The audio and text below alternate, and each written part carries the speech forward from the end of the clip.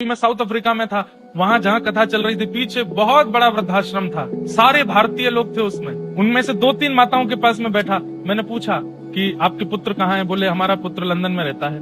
मैंने कहा कैसे, क्या हुआ था? बोले कि मेरा विवाह हुआ गुजरात में, और विवाह के बाद मैं और पति हम दोनों साउथ अफ्रीका आ गए। उसके बाद यहाँ बहुत मेहनत की, पुत्र का जन्म हुआ, उसको अच्छा पढ़ाने लिखाने के लिए पति भी काम करते थे, मैं भी काम करते थे। वो अच्छे स्कूल में पढ़ाया, बड़े होकर के उसका मन हुआ कि विदेश पढ़ना है, विदेश पढ़ने चला गया, उसके लिए पैसे इकट्ठे किए, विदेश पढ़ करके वो कहता रहा मैं अब आपको बुलाऊंगा, अब आपको बुलाऊंगा। तब कुछ दिन बाद फोन आया कि मुझे कोई पसंद आ गई है, मैं इससे ब्याह कर रहा हूँ। हमने कहा बेटा यहाँ आके ब्याह कर ले। तो बोले अब मैं ब्याह करके वहां उसको लेके आ जाऊंगा। तो बोले ब्याह के 2 साल बाद अपनी पत्नी को लेके आया, हमसे मिला, उसके बाद चला गया। हम लोग कहते थे कि बेटा हम वृद्ध हो गए, अब हमारी क्या, तो कभी कुछ 500 पाउंड भेज दिए, कभी 400, कभी 200, धीरे धीरे घटते चले गए। स्थिति ये हो गई कि अब 2-2, 3-3 महीने तक हमारे पास कोई पता ही नहीं था धन। हमने उसको कहा तू हमको बुला ले लंदन।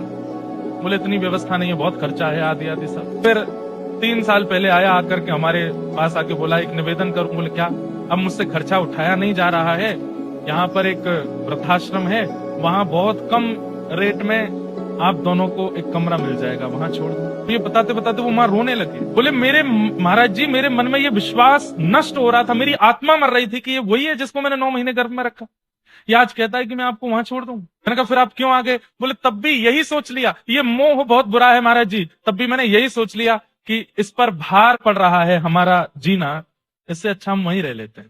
मैंने कहा अब? बोले अब 1 साल से उसने यहाँ पर भी पैसे देने बंद कर दिए, ये अनाथ आश्रम वाले हमको बस चला रहे हैं।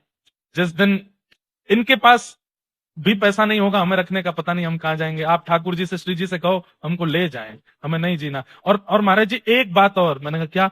ठाकुर जी श्री जी से कहना ले जाएं और दोबारा भेजें ना इस संसार में, हमें आना नहीं। हम लोग बहुत ठीक हैं बंधुओं, जो भजन कर रहे हैं, सत्संग कर रहे हैं, कथा सुन रहे हैं। भयंकर माया मोह में पड़े हुए लोगों के जीवन जब आप जाकर के देखोगे, आप नर्क से बदतर स्थिति उनके घर के अंदर देखने को मिलती है। ये हमारे भारत का स्वरूप नहीं है। माता पिता का त्याग कर रहे हैं, अपने बच्चों का त्याग कर रहे हैं, भाई बहनों का त्याग। आज सबसे ज्यादा हमारे भारत के संविधान में भाइयों में इतना प्रेम रहा, सगे भाई, चाहे वो राम लक्ष्मण हो, चाहे वो कृष्ण बलराम हो। अरे राक्षसों में देख लो, रावण कुंभकर्ण हो, शिशुपाल दंतवक्र हो, हिरण्यकश्यप हिरण्याक्ष हो। हिरण्यकश्यप ने नृसिंह भगवान से युद्ध किया केवल अपने भाई की मृत्यु के लिए। मेरे हिरण्याक्ष भाई को क्यों मारा? भगवान से युद्ध कर लिया, भले उसकी मृत्यु हुई हो। आज अगर एक घर में 2 बालक भाई जन्म ले लेते हैं तो माता पिता टेंशन में आ जाते हैं, अब इनका निर्वहन कैसे होगा? बड़े होकर प्रॉपर्टी के लिए लड़ेंगे, आपस में एक दूसरे के उसके लिए लड़ेंगे। ये क्या होता जा रहा है?